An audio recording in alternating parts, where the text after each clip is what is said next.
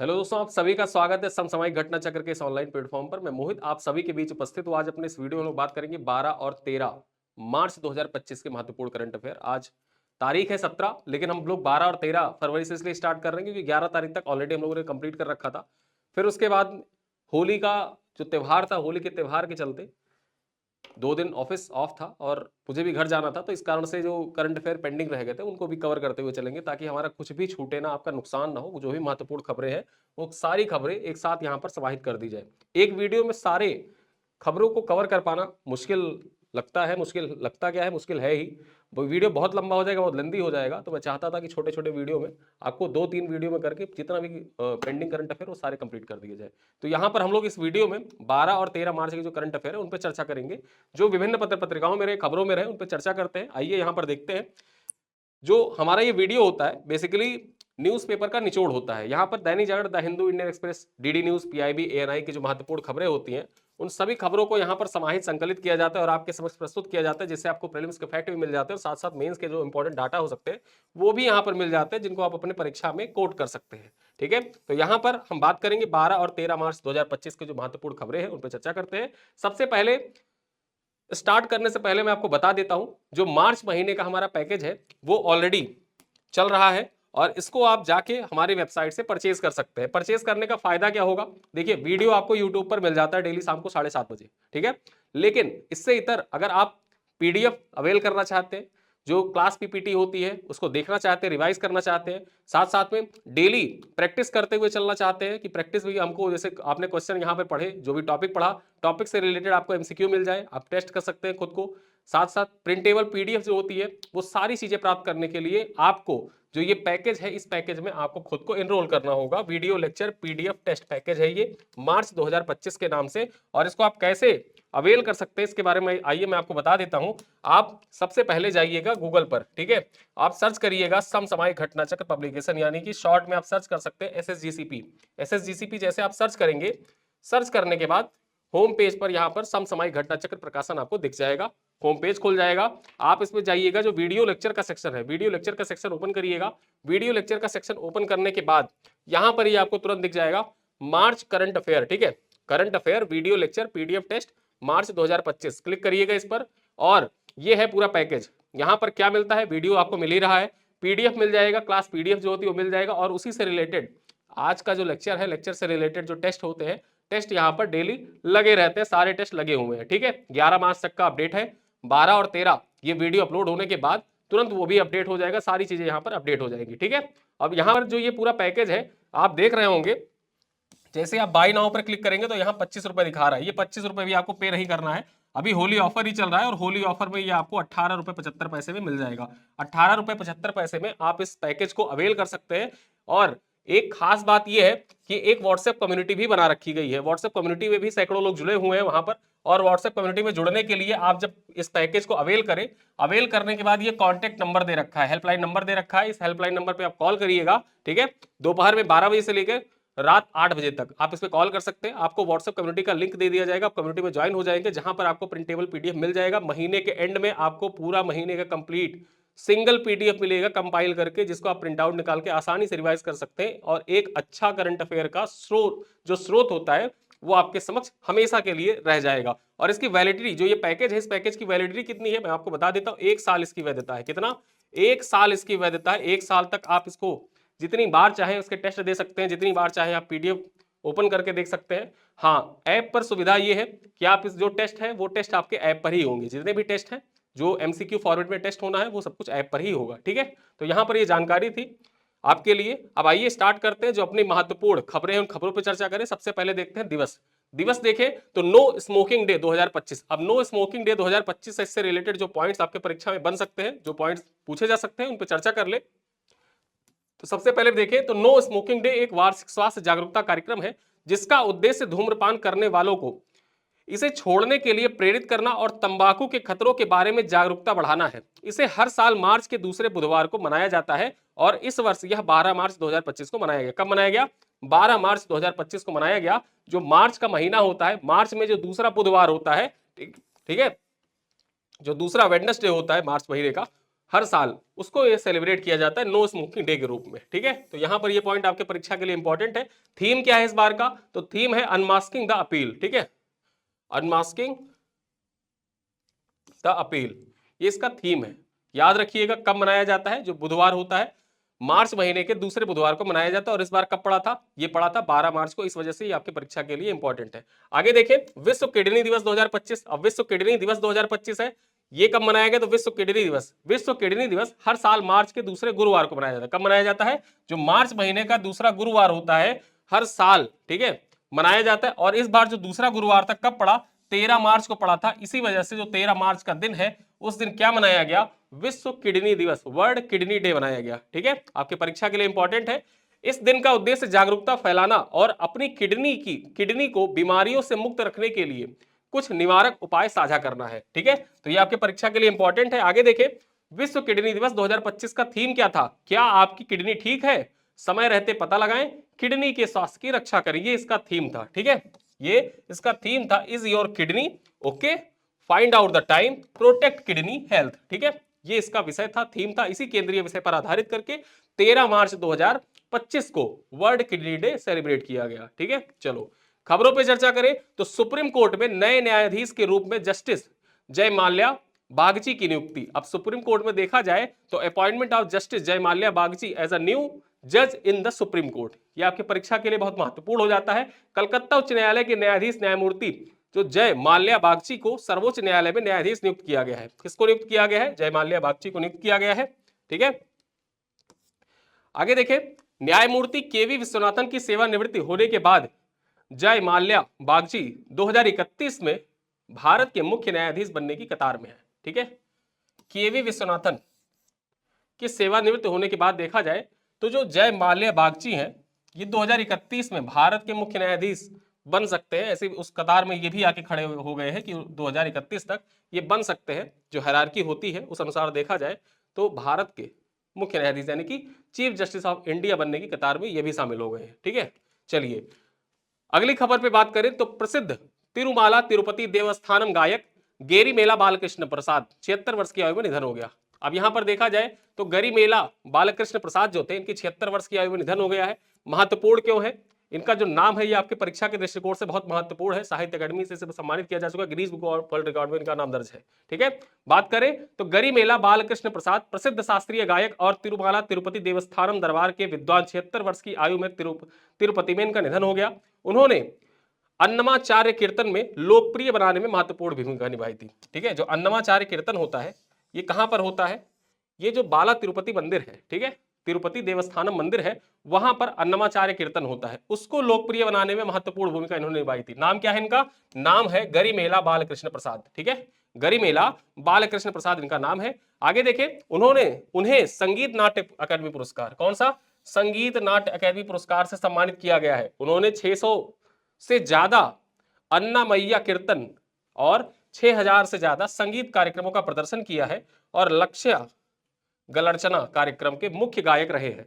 जो लक्ष्य गलर्चना कार्यक्रम होते हैं इसमें मुख्य गायक के तौर पर ये सम्मिलित हुए थे और लक्ष्य गलर्चना कार्यक्रम को Guinness book of world record में दर्ज किया गया है। ठीक है, तो इन्हीं के नेतृत्व में दर्ज किया गया, इसी वजह से इनका नाम बहुत महत्वपूर्ण हो जाता है। याद रखिएगा, गरिमेला बालकृष्ण प्रसाद जो है 76 वर्ष की अवस्था में तिरुपति में इनका निधन हो गया है, आंध्र प्रदेश में इनका निधन हो गया है। आगे हम बात करें ग्रिडकॉन 2025 के बारे में। अब ग्रिडकॉन 2025 आपके परीक्षा के लिए महत्वपूर्ण हो जाता है। केंद्रीय गृह मंत्री मनोहर लाल खट्टर ने 9 मार्च 2025 को IICC यशोभूमि द्वारिका में ग्रिडकॉन 2025 का उद्घाटन किया। कहां पर?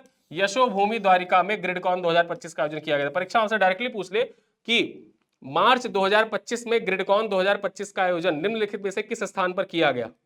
भारत मंडपम, यशोभूमि, ग्रेटर नोएडा या गोवा। ऐसे 4 ऑप्शन दे दे तो उसमें से 4 ऑप्शन में जाने रहिएगा। यशोभूमि द्वारिका में इसका आयोजन किया गया था, ये इंपॉर्टेंट है। और यशोभूमि जो द्वारिका कहां पड़ता है? नई दिल्ली में ही पड़ता है। ठीक है, यहां पर देखा जाए जो ग्रिडकॉन 2025 का उद्घाटन किया, जो पावर सेक्टर में नवाचार और स्थिरता पर केंद्रित एक अंतरराष्ट्रीय सम्मेलन और प्रदर्शनी है। ठीक है, देखा जाए जो ग्रिडकॉन है बेसिकली ये पावर सेक्टर से रिलेटेड और नवाचार स्थिरता पर केंद्रित एक अंतरराष्ट्रीय प्रदर्शनी है। और इसका आयोजन कहां पर हुआ था? इसका आयोजन हुआ था यशोभूमि द्वारिका में। उद्घाटन किसके द्वारा किया गया? मनोहर लाल खट्टर के द्वारा इसका उद्घाटन किया गया। किसके द्वारा? मनोहर लाल खट्टर के द्वारा इसका उद्घाटन किया गया। ठीक है, चलो आगे बात करें। इनोवेशन इन ग्रिड रेजिलियंस विषय के अंतर्गत सम्मेलन ग्रिड आधुनिकीकरण, नवीकरणीय ऊर्जा एकीकरण और डिजिटल परिवर्तन पर ध्यान केंद्रित करता है, जो भारत की ऊर्जा सुरक्षा और स्थिरता लक्ष्यों को मजबूत करेगा। बेसिकली इसका थीम क्या है? Innovation in grid resilience. ठीक है, इसी थीम के ऊपर जो ग्रिडकॉन 2025 था उसका आयोजन किया गया था। आपके परीक्षा के लिए इंपॉर्टेंट है। और ये जो सम्मेलन था ग्रिडकॉन 2025, बेसिकली ये 3 दिवसीय सम्मेलन था। 3 दिवसीय आयोजन कब से कब तक इसका आयोजन किया गया? तो इसका आयोजन 9 से लेकर 11 मार्च के बीच में किया गया। 9, 10 और 11 मार्च का इसका आयोजन किया गया था। Power grid corporation of India limited द्वारा CIGRE इंडिया के सहयोग से आयोजित किया गया, जिसमें 2000 से अधिक प्रतिनिधि सम्मिलित हुए। 150 से ज्यादा तकनीकी पत्र और 150 से ज्यादा कंपनियों के द्वारा यहां पर भाग लिया गया। ठीक है, बेसिकली इसको देखा जाए तो जो आयोजन हुआ था ग्रिडकॉन का आयोजन किसके द्वारा किया गया था? CIGRE इंडिया तथा power grid corporation of India के द्वारा मिलकर ग्रिडकॉन 2025 का आयोजन किया गया था। और कब कब इसका आयोजन हुआ? तो 9 से लेकर 11 मार्च 2025 के बीच में इसका आयोजन किया गया था। चलिए अगली खबर पे बात करें तो प्रधानमंत्री नरेंद्र मोदी को मॉरिशस का सर्वोच्च सम्मान प्रदान किया गया। ठीक है, अभी देखा जाए तो 2 दिवसीय यात्रा पर पीएम मोदी मॉरिशस गए हुए थे और उसी यात्रा के दौरान देखा जाए तो मॉरिशस का जो सर्वोच्च सम्मान है उसे सम्मानित किया गया प्रधानमंत्री नरेंद्र मोदी को। ठीक है, प्रधानमंत्री नरेंद्र मोदी को मॉरिशस के सर्वोच्च सम्मान से सम्मानित किया गया। और देखा जाए तो मॉरिशस का सर्वोच्च सम्मान पाने वाले पीएम मोदी पहले भारतीय हैं। साथ ही साथ मॉरिशस ने अब तक अपना सर्वोच्च नागरिक सम्मान 5 विदेशी नागरिकों को दिया है। ठीक है, उनमें से एक प्रधानमंत्री मोदी भी हो गए हैं। यहां पर बात करें तो मॉरिशस के प्रधानमंत्री नवीन चंद्र राम गुलाम ने पीएम मोदी को देश के सर्वोच्च पुरस्कार grand commander of the order of the star end of the Indian ocean, ये पॉइंट याद रखना, नाम याद रखना, परीक्षा में डायरेक्टली आपसे नाम पूछ लेगा कि यह किस देश का अवार्ड है। ठीक है, grand commander of the order of the star and की ऑफ द इंडियन ओशन, ये अवार्ड निम्नलिखित में से किस देश का अवार्ड है? परीक्षा में डायरेक्टली आपसे पूछेगा। मॉरिशस का है। ठीक है, मॉरिशस का अवार्ड है ये, याद रखना। बात करें पीएम मोदी यह सम्मान पाने वाले पहले भारतीय है। यह किसी देश द्वारा पीएम मोदी को दिया जाने वाला 21वां अंतरराष्ट्रीय पुरस्कार है। मतलब अब तक देखा जाए तो 21वां अंतरराष्ट्रीय पुरस्कार है पीएम मोदी को मिलने वाला किसी देश के द्वारा। ठीक है, और पीएम मोदी इस पुरस्कार से यानी कि मॉरिशस के सर्वोच्च नागरिक सम्मान से सम्मानित होने वाले पहले भारतीय हैं। ठीक है, पहले भारतीय हैं। और मॉरिशस ने अब तक 5 विदेशी नागरिकों को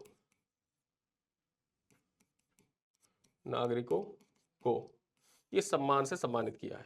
ठीक है, 5 विदेशी नागरिकों को इस सम्मान से सम्मानित किया है, याद रखिएगा। आगे देखें, जयश्री वेंकटेशन को आर्द्रभूमि के विवेकपूर्ण उपयोग के लिए रामसर पुरस्कार से सम्मानित किया गया है। किसको सम्मानित किया गया? परीक्षा में डायरेक्टली आपसे पूछ ले कि वेटलैंड वाइज यूज के लिए आर्द्रभूमि यानी कि आर्द्रभूमि के विवेकपूर्ण उपयोग के लिए निम्नलिखित में से किसे रामसर पुरस्कार से सम्मानित किया गया है? नाम क्या है? जयश्री वेंकटेशन, याद रखना, जयश्री वेंकटेशन बहुत ही महत्वपूर्ण है और मैं इसको ट्रिपल स्टार लगा के रखूंगा। आप भी ट्रिपल स्टार लगा लीजिए, परीक्षा में आरओ में यह सवाल आ सकता है। ठीक है, आरओ में यह सवाल पूछ सकता है। आरओ में नहीं पूछा तो फिक्स है कि ये यूपी पीसीएस में पूछा जाएगा। ठीक है, यूपी पीसीएस 2025 में ये सवाल पूछा जाएगा आपसे, याद रखिएगा।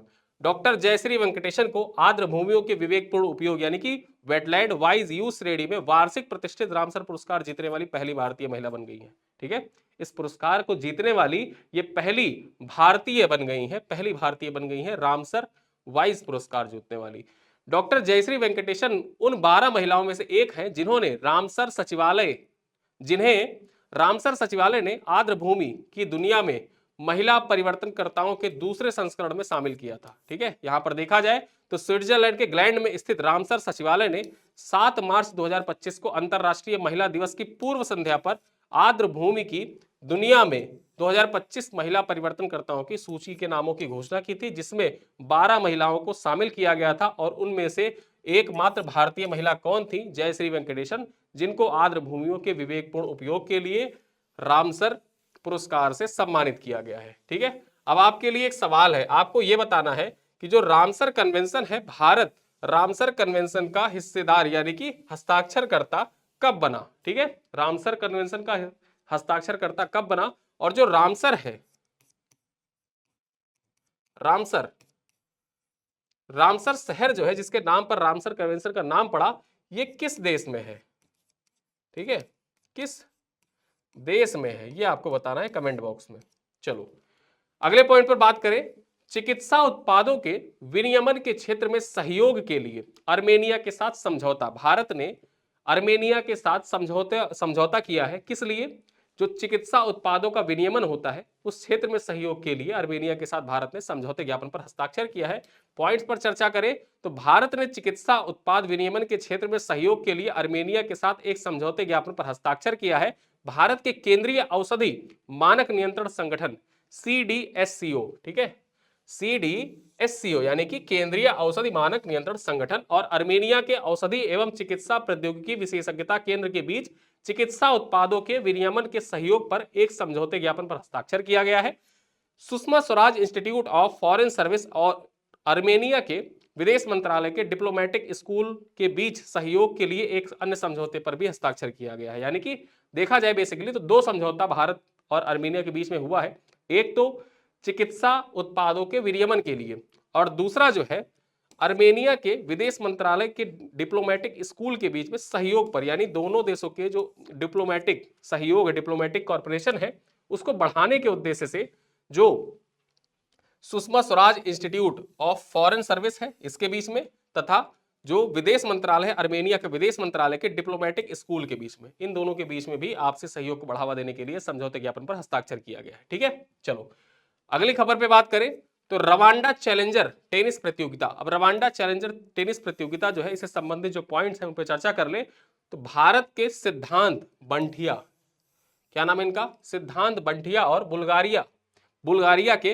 अलेक्जेंडर डोन्स्की, क्या नाम है? अलेक्जेंडर डोन्स्की, इनकी जोड़ी ने 2025 रवांडा चैलेंजर टेनिस प्रतियोगिता का युगल खिताब जीत लिया है। रवांडा चैलेंजर टेनिस प्रतियोगिता का युगल खिताब किसने जीता है? परीक्षा में आपसे पूछे तो यहां पर सिद्धांत बंठिया, ठीक है, आगे देखें अलेक्जेंडर डोन्स्की, इन्होंने जीत लिया है। चलो यह सिद्धांत बंठिया का पहला ATP चैलेंजर खिताब है।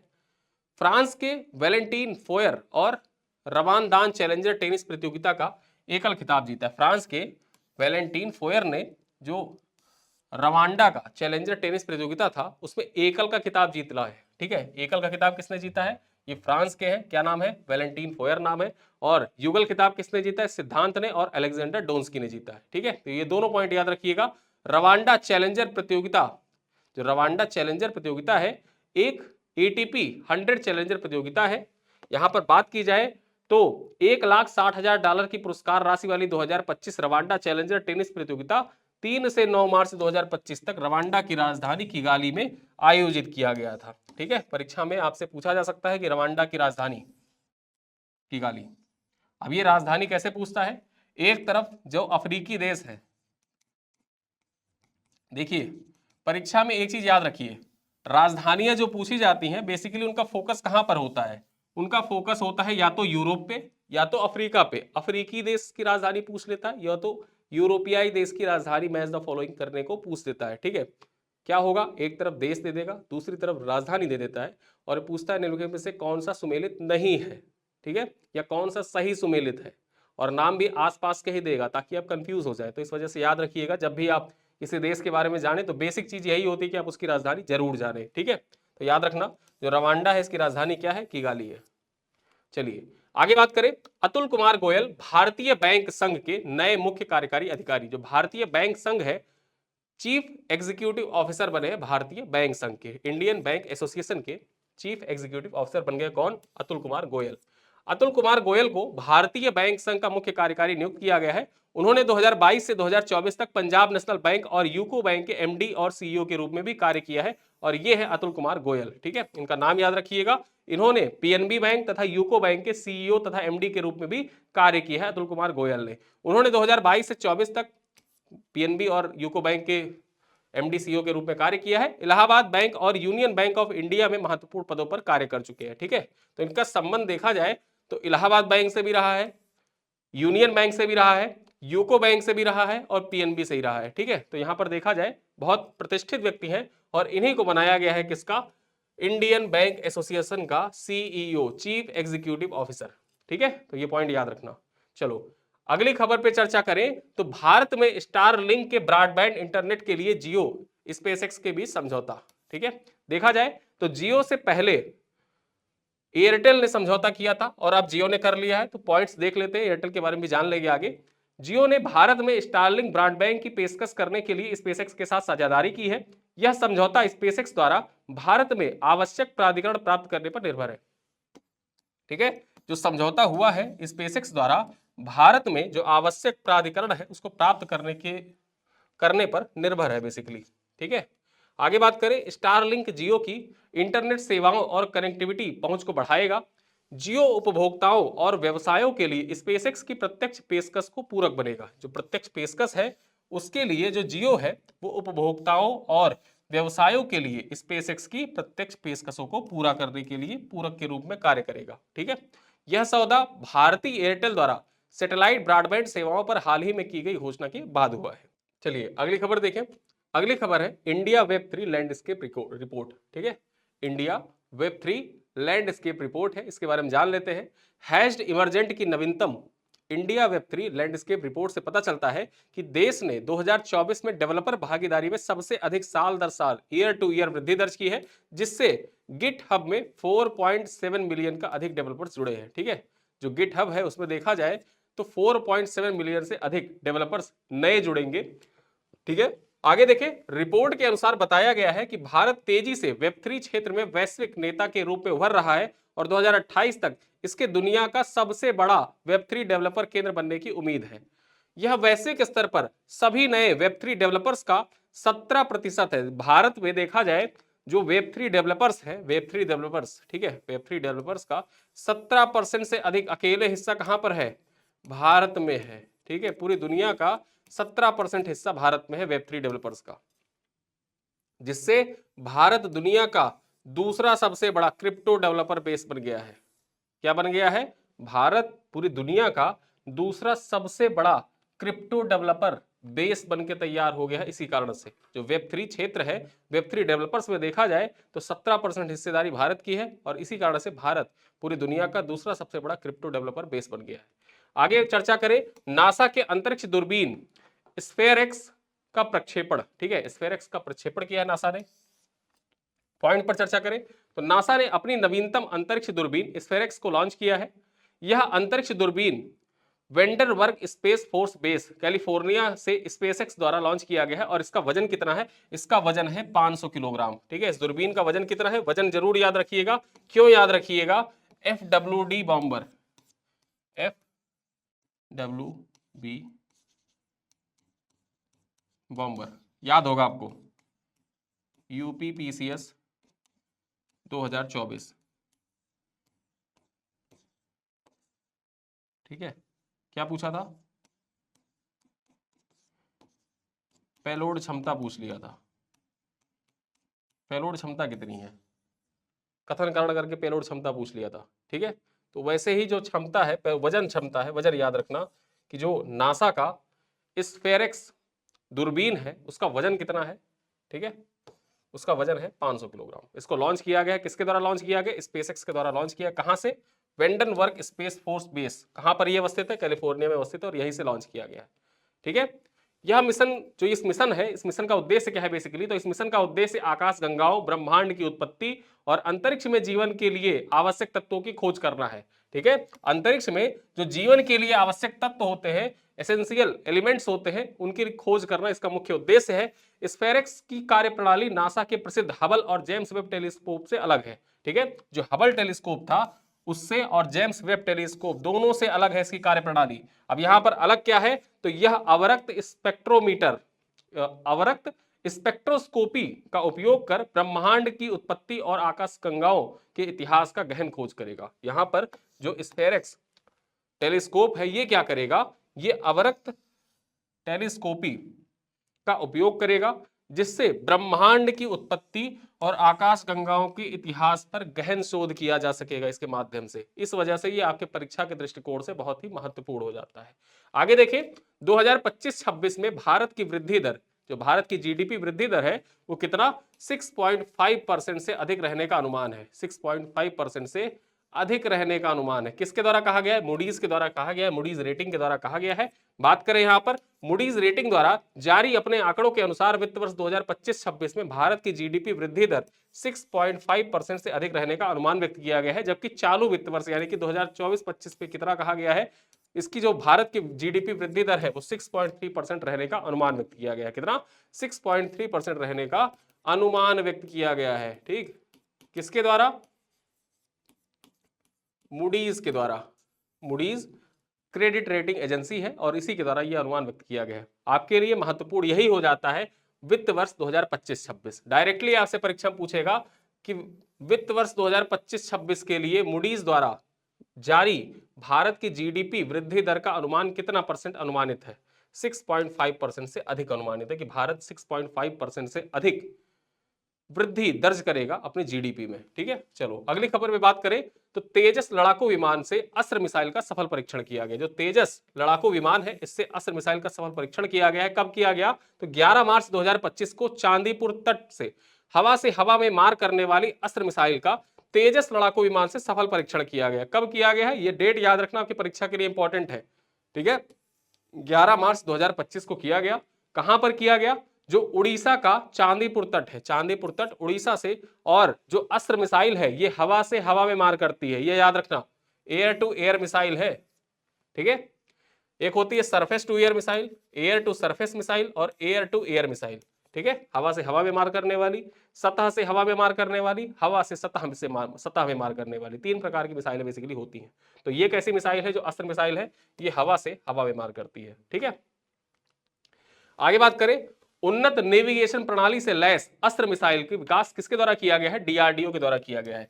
इंपॉर्टेंट है आपके लिए, कथन कारण देकर डायरेक्टली आपसे पूछेगा। और इसकी मारक क्षमता कितनी है? इसकी मारक क्षमता है 100 किलोमीटर। अब यदि कथन कारण उसको बनाना होगा तो कथन 1 क्या कहेगा? वो कथन 1 में कहेगा कि मान लीजिए वो कह रहा है 11 मार्च 2025 को चांदीपुर उड़ीसा से हवा से सतह में मार करने वाली अस्त्र मिसाइल का तेजस लड़ाकू विमान से परीक्षण किया गया। पहला कथन, हवा से सतह पर मार करने वाली अस्त्र मिसाइल का सफल परीक्षण किया गया। दूसरा कथन कह दे कि इसकी मारक क्षमता 1000 किलोमीटर है, वो 100 किलोमीटर हटा के 1000 किलोमीटर कर दे, तो दूसरा कथन गलत हो जाएगा, पहला कथन भी गलत हो जाएगा। पहला क्यों गलत हो जाएगा? क्योंकि ये हवा से हवा में मार करने वाली है, ना कि सतह से हवा में या हवा से सतह में मार करने वाली है। ये कैसी है? हवा से हवा में ही मार करने वाली मिसाइल है। कहां से इसका परीक्षण किया गया? चांदीपुर तट उड़ीसा से किया गया। कब किया गया? 11 मार्च 2025 को किया गया। किसके द्वारा किया गया? तो तेजस लड़ाकू विमान के द्वारा इसका परीक्षण किया गया। कहां, किससे? तेजस लड़ाकू विमान से इसका परीक्षण किया गया। और किसके द्वारा विकसित किया गया? डीआरडीओ के द्वारा इसको विकसित किया गया है। परीक्षक डीआरडीओ की जगह हेल वगैरह भी दे सकता है, हेल भेल इत्यादि दे सकता है, तो याद रखना डीआरडीओ के द्वारा इसका विकास किया गया है। और इसकी मारक क्षमता कितनी है? तो इसकी मारक क्षमता है 100 किलोमीटर, ना कि 1000 किलोमीटर। तो यहां पर जो दोनों कथन मैंने बात की, कथन 1 और कथन 2, ठीक है, कथन 1 और कथन 2, ये दोनों कथन हो गए गलत, ना तो 1 सही ना तो 2 सही। ठीक है, चलो अगली खबर पर बात करें। एक बार पुनः शनि के पास सर्वाधिक उपग्रह। देखा जाए once again Saturn has the most moons. ठीक है, मून किंग की संख्या दे दी गई फिर से शनि को। बीच में क्या हुआ था? देखिए, पहले जो बृहस्पति था, माना जाता था कि बृहस्पति के पास सबसे ज्यादा उपग्रह है। फिर एक टाइम आया शनि के पास उपग्रहों की संख्या जो खोज की गई, तो शनि के पास उपग्रहों की संख्या ज्यादा बताई गई कि जो बृहस्पति है, बृहस्पति पीछे छूट गया है, शनि आगे हो गया है उपग्रहों के मामले में। फिर क्या होता है? फिर वापसी होती है बृहस्पति की। बृहस्पति के पास फिर से जो उपग्रह, नए उपग्रह खोजे जाते हैं, नए चांद खोजे जाते हैं, चंद्रमा खोजे जाते हैं। तो जो बृहस्पति है, बताया जाता है कि बृहस्पति के पास सबसे ज्यादा उपग्रह हो गए। अब एक बार पुनः देखा जाए तो शनि के पास सर्वाधिक उपग्रह फिर से देखे गए। ठीक है, अब यहां पर देखा जाए तो अंतरराष्ट्रीय खगोलीय संघ द्वारा शनि ग्रह को सर्वाधिक उपग्रहों वाला ग्रह घोषित किया गया है। ठीक है, शनि ग्रह जो है इसको सर्वाधिक उपग्रहों वाला ग्रह घोषित किया गया है। शनि ग्रह के पास परिक्रमा कर रहे 128 नए उपग्रहों की पहचान की गई। 128 उपग्रह खोजे गए हैं। ठीक है, यह याद रखना, परीक्षा में पूछ सकता है कि हाल ही में शनि के चारों ओर यानी शनि के परितः परिक्रमा करने वाले कितने उपग्रहों की खोज की गई है? 128 उपग्रहों की खोज की गई है। 128 नए उपग्रहों की खोज की गई है। नए उपग्रहों की पहचान के बाद वर्तमान में देखा जाए तो शनि के पास कुल कितने उपग्रह हो गए हैं? 274 उपग्रह हो गए हैं। कितने? 274 उपग्रह हो गए शनि के पास। ये आपके परीक्षा के लिए बहुत ही महत्वपूर्ण है और इसी वजह से इसको, शनि को मून किंग की उपाधि दी जा रही है। क्या दी जा रही है? मून किंग कह के ट्रेंड चला था बीच में, सैटर्न मून किंग। ठीक है, आगे हम बात करें, वर्तमान में दूसरा सबसे अधिक उपग्रह वाला ग्रह कौन सा है? बृहस्पति है, जिसके पास कुल कितने उपग्रह है? 95 उपग्रह है। कितने? 95 उपग्रह है बृहस्पति के पास। तो इस वजह से ये पॉइंट आपके परीक्षा के लिए इंपॉर्टेंट हो जाता है, याद रखिएगा। अगली खबर देखें तो वाराणसी में मल्टी मॉडल लॉजिस्टिक पार्क के विकास हेतु समझौते ज्ञापन पर हस्ताक्षर। वाराणसी में मल्टी मॉडल लॉजिस्टिक पार्क बनाया जाएगा। ठीक है, हिंदुस्तान न्यूज़पेपर की खबर है और उसी खबर को यहां पर डिकोड करें तो वाराणसी उत्तर प्रदेश में अत्याधुनिक, ठीक है, यहां अत्यधिक लग गया है, यहां क्या होगा? अत्याधुनिक। अत्याधुनिक मल्टी मॉडल लॉजिस्टिक पार्क के विकास हेतु राष्ट्रीय राजमार्ग लॉजिस्टिक प्रबंधन लिमिटेड, किसके? राष्ट्रीय राजमार्ग लॉजिस्टिक प्रबंधन लिमिटेड एवं inland waterways authority of India के बीच समझौते ज्ञापन पर हस्ताक्षर हुआ है। ठीक है, किसके किसके बीच में समझौते ज्ञापन पर हस्ताक्षर हुआ? यह आपके परीक्षा के लिए बहुत ही महत्वपूर्ण है। ठीक है, याद रखना, national highway logistic management limited और the inland waterways authority of India, इन दोनों के बीच में एक समझौते ज्ञापन पर हस्ताक्षर किया गया है और इस समझौते ज्ञापन का मूल उद्देश्य ही यही है कि वाराणसी, जो वाराणसी शहर है, वहां पर एक अत्याधुनिक मल्टी मॉडल लॉजिस्टिक पार्क का विकास किया जाए। ठीक है, मल्टी मॉडल लॉजिस्टिक पार्क का विकास किया जाए। इस मल्टी मॉडल लॉजिस्टिक पार्क का निर्माण 150 एकड़ भूमि पर किया जाएगा। कितने? 150 एकड़ भूमि पर इसका निर्माण किया जाएगा और ये जो लॉजिस्टिक पार्क है, ये बेसिकली जो NH7 है, NH7 से 650 मीटर लंबी संपर्क सड़क द्वारा जुड़ा होगा। NH7 से ये जुड़ा होगा लॉजिस्टिक पार्क, और वहीं पर यह लॉजिस्टिक पार्क जो है, ये जो ईस्टर्न कॉरिडोर है, ठीक है, ईस्टर्न डेडिकेटेड फ्रीट कॉरिडोर जो है, उससे भी जुड़ा होगा और साथ ही साथ जो नेशनल वाटरवे 1 है, नेशनल वाटरवे 1, नेशनल वाटरवे 1 कहां से कहां तक है ये आपको कमेंट बॉक्स में बताना है। NW1 कहां से कहां तक, कमेंट में बताइएगा। NW1 भी बता दीजिएगा और मन करे तो NW2 भी बता दीजिएगा। ठीक है, तो ये जो ईस्टर्न डेडिकेटेड फ्रीट कॉरिडोर है उससे भी जुड़ा होगा और जो NW1 नेशनल वाटरवे 1 है उससे भी जुड़ा होगा। तो इस वजह से ये आपके परीक्षा के दृष्टिकोण से इंपॉर्टेंट हो जाता है और ये यूपी स्पेशल के दृष्टिकोण से ही महत्वपूर्ण है। यूपी स्पेशल के दृष्टिकोण से भी इंपॉर्टेंट है। इस जो अवसंरचना विकास है, देखिए अब इसको यूपी स्पेशल प्रीलिम्स के लिए इंपॉर्टेंट तो हो गया, प्रीलिम्स के लिए क्या इंपॉर्टेंट हो गया कि किसके किसके बीच में समझौता हुआ है। ठीक है, अब Uttar Pradesh GS paper 6, UP special, ठीक है, GS 6, सॉरी GS 6 कैसे इंपॉर्टेंट हो जाता है? उत्तर प्रदेश में अवसंरचना विकास,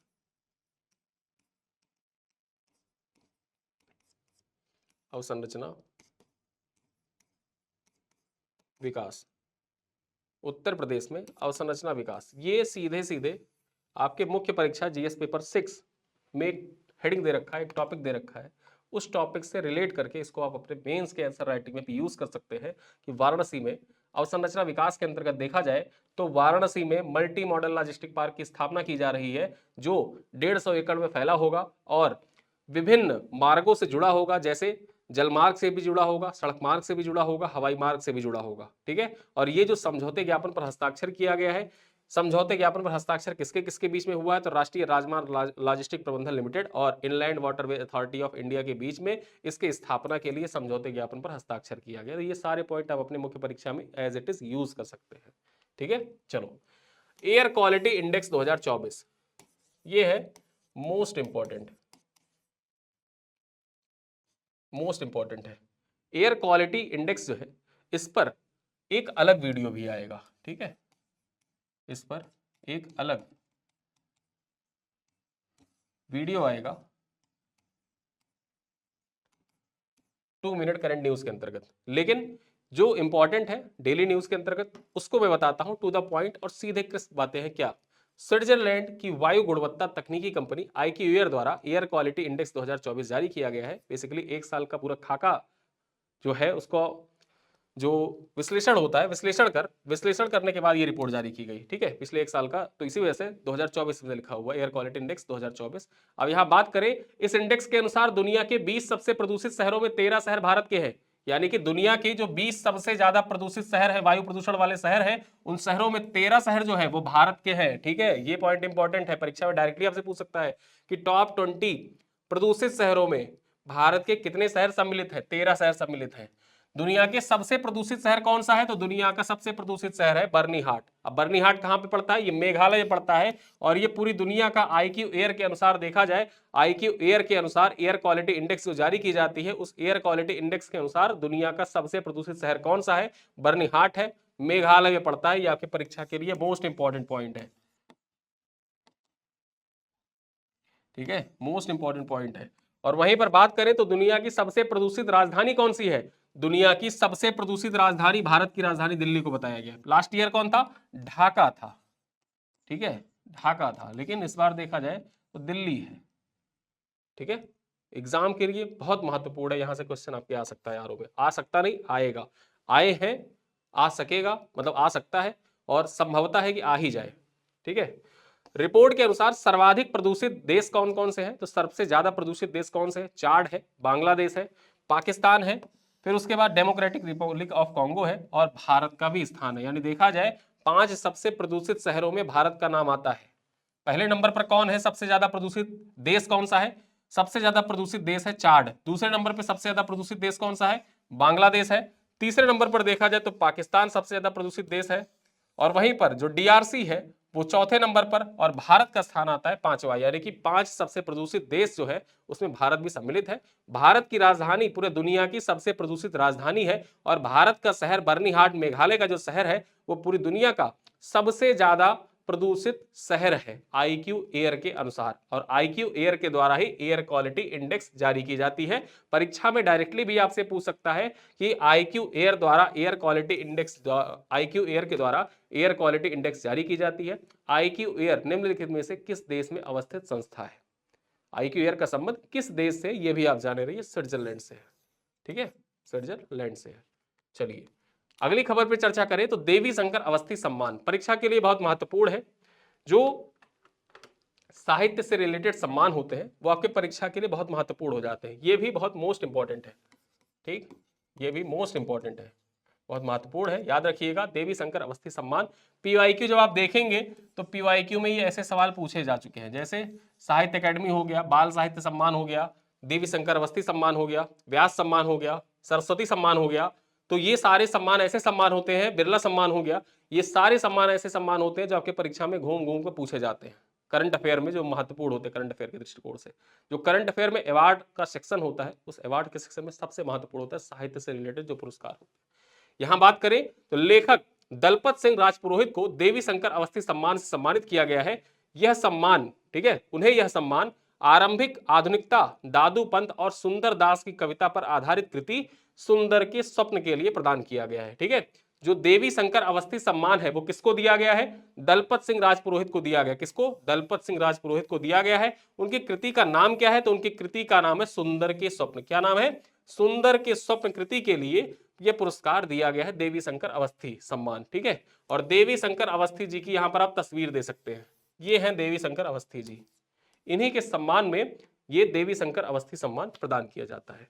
तो जो भी महत्वपूर्ण खबरें थी 12 और 13 मार्च के, उनको हमने अपने इस वीडियो में कवर किया। अब इसी जो वीडियो है उसी वीडियो पर आधारित कुछ प्रश्न है, जिन प्रश्नों का उत्तर आपको कमेंट बॉक्स में देना होगा। पहला प्रश्न क्या है कि निम्नलिखित कथनों पर विचार कीजिए। स्विट्जरलैंड की वायु गुणवत्ता तकनीकी कंपनी IQ एयर द्वारा एयर क्वालिटी इंडेक्स 2024 जारी किया गया। दूसरा कथन कह रहा है इस इंडेक्स के अनुसार दुनिया के 20 सबसे प्रदूषित शहरों में 13 शहर भारत के हैं। कौन सा कथन सही है? स्टेटमेंट कौन सा सही है आपको बताना है। Only one statement is correct, only statement 2 is correct, both statement are correct, both statement are incorrect. आपको बताना है कौन सा सही है, क्वेश्चन नंबर 2 क्या कह रहा है? देवी शंकर अवस्थी सम्मान के संदर्भ में निम्नलिखित कथनों पर विचार करें। पहला कथन कह रहा है कि लेखक दलपत सिंह राजपुरोहित को देवी शंकर अवस्थी सम्मान से सम्मानित किया गया। दूसरा कथन कह रहा है उन्हें यह सम्मान उनकी कृति सुंदर के स्वप्न के लिए प्रदान किया गया। अब यहां आपको बताना है only statement 1 is correct, only statement 2 is correct, both statement are correct, both statement are incorrect. कौन सा सही है आप कमेंट बॉक्स में बताना है। क्वेश्चन नंबर 3 है हु हैज बीन अपॉइंटेड